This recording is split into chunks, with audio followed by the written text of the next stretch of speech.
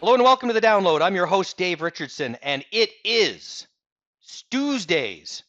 And this is a pretty exciting Tuesdays because we actually let Stu out of Toronto this past week. We flew him down to a big conference in New York City, and it sets up something that I know people love, especially as the weather's getting colder. We get into fall. You know what's nice? What my mom used to make, come home from school, right? Football practice actually this time of year. I'd be playing football and she would have a Yeah, nice stew with some dumplings. You know, you take the Bisquick, you mix it up, and you drop it on top, and they kind of bubble up, and so you get the stew and dumplings. So it's an investment stew today because you got like lots of hot information coming out of this conference you attended last week. that's right. Yeah, it was a good one. Uh, it's always great to go down to New York. Frank Sinatra wasn't lying when he said, "If you can make it there, you can make it anywhere." It is bustling. Wow, so you made it. Did I you made it. did I made it you, there and you, back, so I'm you made it okay. there and back? So Yep. so Stu, what was this conference about? And was it a big one? Was it a wasn't it, little one? it wasn't huge. It was about 20 Canadians went down to spend a day and a half at one of the big brokers, and you kind of get wheeled through economists, strategists, different sector views, that type of thing. And yeah, it was great. It was great. It was really educational. So it was great. And you got a few takeaways. So one of them, like, you know, we've been talking about different buckets of stocks. We're going to continue on this theme because as we go through this period right now, and one of the things we've been talking about, I was actually with a group of real estate professionals this morning, actually a huge group of real estate professionals, and just talking about where the economy is going. So where are interest rates going, soft landing versus recession. And, you know, the Federal Reserve started lowering rates last month. Then we get a first employment report. And after the Fed starts cutting rates, as we've talked about on this podcast with Eric and others, once the Fed starts cutting rates, well, then we look to the job market and we want to see some signs of the job market, uh, strengthens from where it bottomed out. And sure enough, we get a first jobs report. It's pretty good. We're going to get another one on this Friday. And so tune in to listen to Eric and his view on that when we get the U.S. jobs report Friday. But you know, as Jerome Powell, the chair of the Federal Reserve, has talked about, he's kind of like, well, the job market is still good. We're not seeing deceleration in the job market. You go down to New York. I've been down in the U.S. a couple of times in the last month. Like it seems like things are booming. And are we past even the point where we're worried about soft landing versus recession, where we start to worry about, and we're looking at longer term bond yields, which are kind of bouncing around. They're up about probably 70 basis points from where they bottomed out on the 10-year.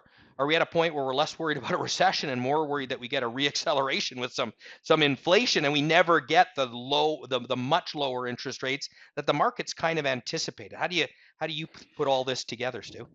Yeah, well, it's a great point, and it contrasts a little bit between the two countries because in the United States, like these kind of three bigger themes of call it decarbonization, digitization, and deglobalization are front and center in the United States because the companies are multinational, and those three themes are not big friends of inflation.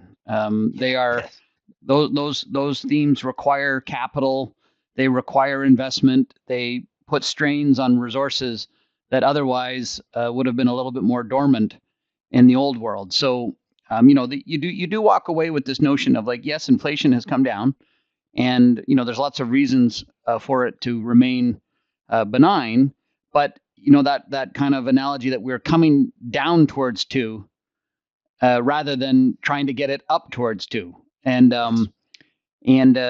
I would say through all the discussions, I think there is confidence that the Fed's going to continue to lower interest rates, and there still is some weakness in the unemployment market and what have you. But the a couple of the people were kind of pressed, like if you had to pick the risk between reacceleration and further slowdown, people kind of threw their hat on the side of reacceleration. Yeah. So that is different than kind of what's going on in Canada. So in the United States, like you still have the idea that rates could come down to the mid threes, which is still lower, but that's kind of what was factored into the bond market to some degree. Versus in Canada, you have some unemployment data that is still concerning in terms of the number of current unemployed going up, and the length of time you're spending unemployed also not being great. And so there's a little bit more of a malaise in the Canadian economy relative to the United States. And that's why you saw the 50 basis points. You've seen the Canadian dollar weaken a little bit as people try and figure out, how long and how different is the Canadian economic experience going to be than the United States. And all that's really, like, notwithstanding the election, like, there was a bazillion hours of discussion around what's in, what's not, what's going to happen. Obviously, it's difficult. It's difficult to handicap. But I think there was like an underlying strength in many of the U.S. discussions that, kind of regardless whether or not it's the status quo with a Democratic administration and maybe a divided government, or the Republican side, that there was a lot of stuff that was in motion. We've talked about capital markets, like the number of IPOs that might be in the pipeline for next year. Mergers and acquisition activity running, well below, if you took like a percentage to the economy, running well below. So maybe there's room for that to get better. There definitely, didn't feel like, there's nothing really too sanguine in many of the discussions on the United States versus Canada. I think, the lower interest rates are doing a lot of assistance on mortgages and kind of current spending, but it's kind of providing relief rather than stimulus. So maybe that's a good way to frame the difference. Yeah, and then we were talking before about the change in immigration policy as well, which, as we've talked to Eric, really, like, if you take the immigration, the boost that immigration gives the economy, if you take that out, Canada's growth performance has been abysmal, really, relative to the U.S. at least. And if when you change policy and you cut back on your target for immigration, that has an impact too. And then you mentioned the mortgage rates, and again, I'm with the realtors this morning, and they're concerned about affordability and activity, and you need, for affordability to improve, you don't just need the lower rates, you need the growth so that you can get income growth as well, so people can afford more. And then you've got that next headwind, if we talk about real estate, of all those low interest mortgages that have started to come due and really kind of peak through 2025 and into 2026, coming off 1.5% to 2% interest rates and maturing to hopefully 2.5%, 3%. But if you reaccelerate, maybe it's not that, and that becomes another drag for Canada. Yeah. No, I think that, and that's all kind of valid, right? Like, there's ingredients for recovery in Canada, and investment would be great to see it stimulated, and productivity has been a challenge. There's lots of things that can improve, but in the very near term, people are having a little bit more trouble seeing it versus the United States. Like, whether or not it's artificial intelligence, it's data center growth, it's we need more utilities, we need more this, we need to focus on this. We're going to change our power supply, we're going to restart nuclear, we're going to, there's just a long list of things where you're going like, wow, there's a lot going on from a country standpoint. And that was definitely a big difference. And the productivity, I think that this is one thing that kind of struck me around the AI, the discussion from a technology standpoint around like the productivity and enhancements that came from the internet. And most of technology has been very focused on the consumer in the last decade. Your handheld device, your entertainment, your this, that, and the other thing. And the next leg of technology improvement is likely to be another productivity enabler, right? So, of course, our phones have made us more productive, but they haven't necessarily, kind of found their way through to profits and things like this. Versus the next leg of AI, there was this, thematic discussion around, switching focus from the AI enablers to the AI adopters. Okay. And there's been a lot of discussion around call centers and these types of things where there's room for productivity improvement using artificial intelligence. But even things like documents, right? Like if you have a function where you need to verify that one document says the same thing as the other, right? That can be done by AI. Productivity, searching, all sorts of things. So, the companies that have been the leaders have been the hyperscalers and the people, kind of allowing this, enabling it. But the movement now might be towards the ones that are going to reap some of the productivity benefits. And the analogy was back to the internet, right? Like big companies were not the first beneficiaries, but once they got their sales functions, they got everything kind of oriented around the internet. It really set off a boost of productivity. And Stu, so that's one area that came up thematically. Any other big themes that the group was talking about when you were down in New York last week? The subtle switch from enablers to adopters on AI. I think we've talked about some of it, but there was a lot of discussion around the financial markets, and a couple of things there was the Fed has been doing some quantitative tightening that has maybe held back some deposit growth inside of the banking system.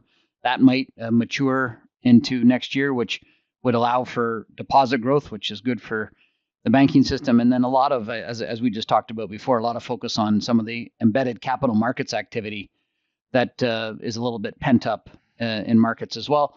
Financial stocks have been quite strong, so they, this is not entirely news to them, but just to hear, some of the illustration as to what still might be to come.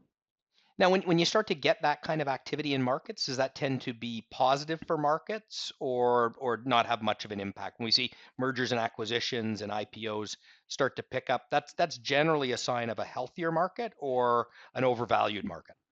Well, it mergers and acquisitions. It all depends on unfortunately, on the stage of the cycle. Yeah. But normally, like in a good vibrant market, if M&A is being done and it's strategic, and one company's taking out another, it kind of frees up capital to then reinvest elsewhere in the market. So it's generally bullish. And the early phases of an IPO market are the best of what's available come public. Usually at again pretty reasonable valuations. Like there was a discussion around the gains that some of these IPOs had seen, and they've been pretty healthy. So the early stages of both of these can be pretty productive. And as like anything, when you get into the later stages, and the IPO quality may start to decelerate, and M&A becomes building huge empires and things like that, where returns maybe have fallen by the wayside. That tends to be more of a subject of being pretty late cycle, but I don't think we're quite there yet. And then the other thing is go down to the U.S. and we talked to Dave Lambert about this when he was on a couple months ago. The GLPs and these big various companies are involved in this.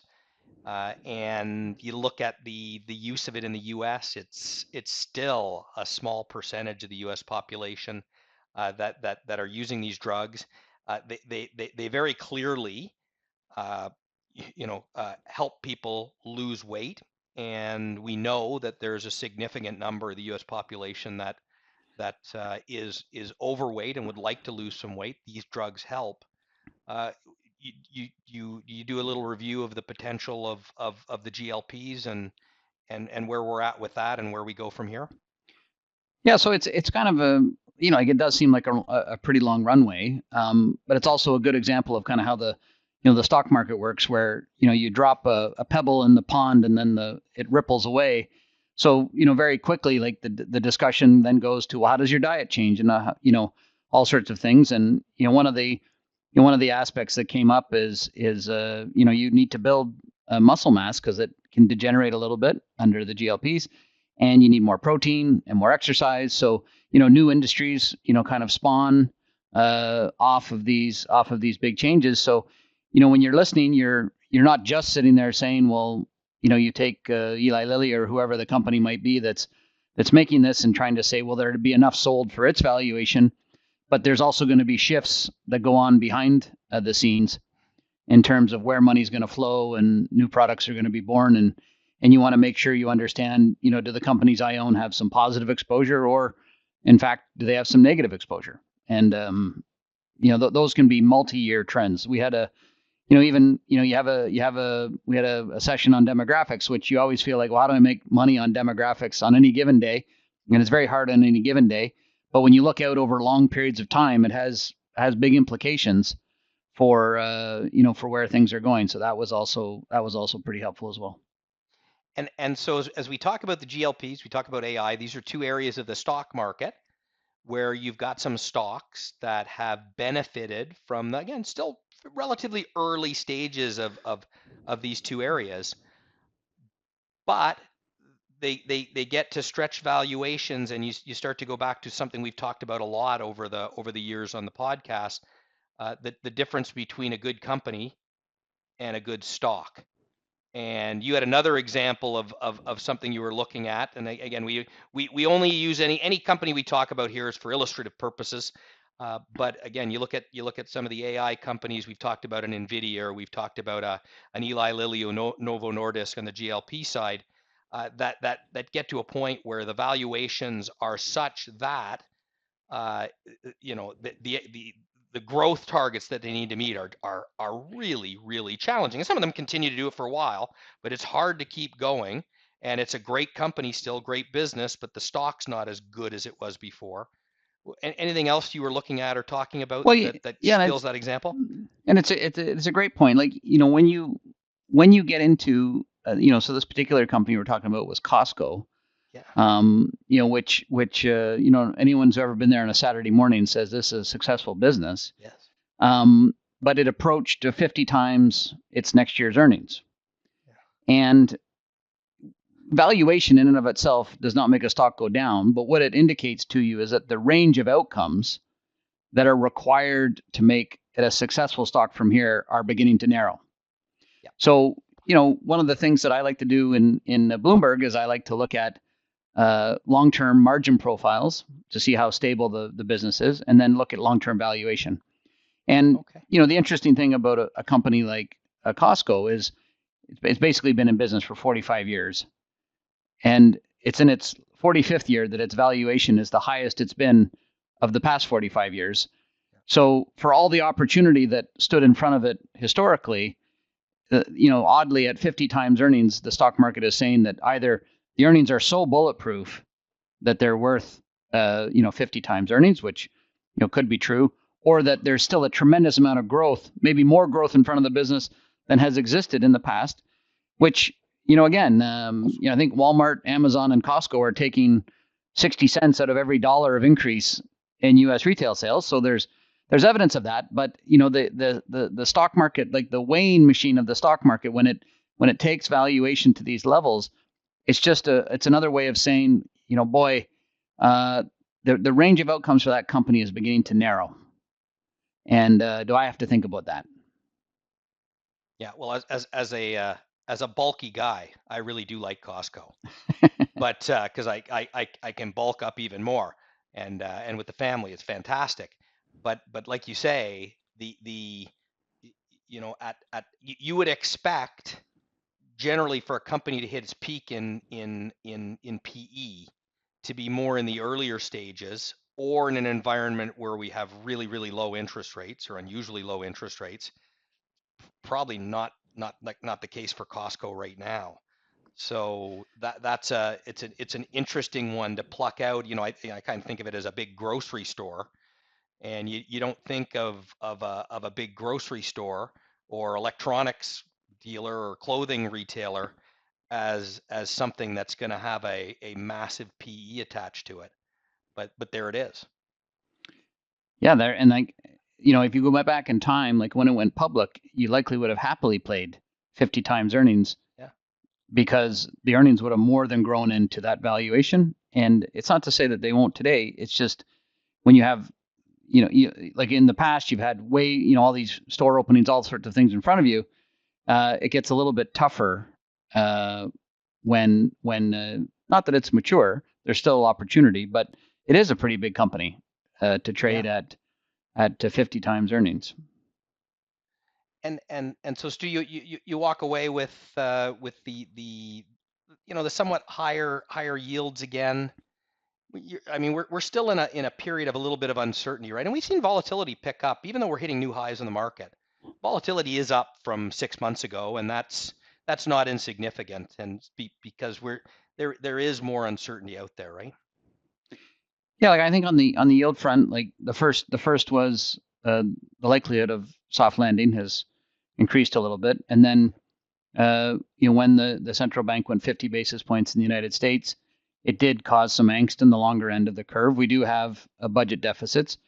It's some mixture of all three of those things between just the absence of recession. That option goes away, so that's going to make yields be a little bit higher. The possibility for inflation reaccelerating. We don't. I wouldn't say we're like overly worried about inflation, but that possibility needs to get priced in to some degree. Some of the budget deficit projections are pretty robust. So, this notion of like the 10-year bond, and it feels, violent when it goes from 4 to whatever we're at now, 4.30 or 3.75 to 4.30. It's just the market's way, kind of finding its way. Longer term, we're not far from the numbers that we would, think are kind of fair value. And that's based on, call it 2 to 2.5% inflation, 1 to 2% on the real yield. That's 4.5. Those are, that's a rule of thumb type investment. Some people would say similar to nominal growth, which might be around 5, but we're in that neighborhood. We're, it's just bouncing around a little bit more than it had for a while. Well, we get the jobs report in the U.S. on Friday. Again, join us for Eric. We'll have that posted up over the weekend, and then the election next Tuesday. Probably get a firm view of who's going to be the next president and who controls the Senate and the House of Representatives by, I don't know, 9 o'clock that evening. It'll be all done. We'll have complete certainty, and on we go for the remainder of this year and into 2025. Right? It may be a little different than that. Maybe a little different than that. It could take a bit of time, but I know you're being facetious. I'm showing my overly optimistic view of the world, which which generally works, but has gotten me bitten a couple of times through my life. It'll definitely be an interesting week. It is going to be an interesting week, and you'll be back next Tuesday. For those of you who enjoy the podcast, we'd love you to click like or subscribe. We have lots of new people joining the podcast, and of course the everyone's favorite Stu's Days. You never want to miss a Stu's Days because you get this kind of wisdom on a regular basis. Stu always has something interesting to say, and again, if you're listening to this every week, and Eric Lascelles and all the different guests we have on, again, continue to like and subscribe. Give us a 5-star rating, which I mean, other than our parents is probably few and far between, but as more people subscribe, then maybe it will be more than just our parents. We didn't even get to talk about the World Series and the Freddie Freeman Grand Salami. Both parents are Canadians, so we got lots for next week already. I didn't know that. You know who the next great Canadian baseball star might be? Eric Lascelles' son. That's right. Yeah, he's a star. We'll catch up on him on Friday. Stu, thank you so much. That was fantastic, and we'll catch up with you next week. Great. Thanks, Dave. This recording has been provided by RBC Global Asset Management, Inc. for informational purposes only and is not intended to be investment or financial advice.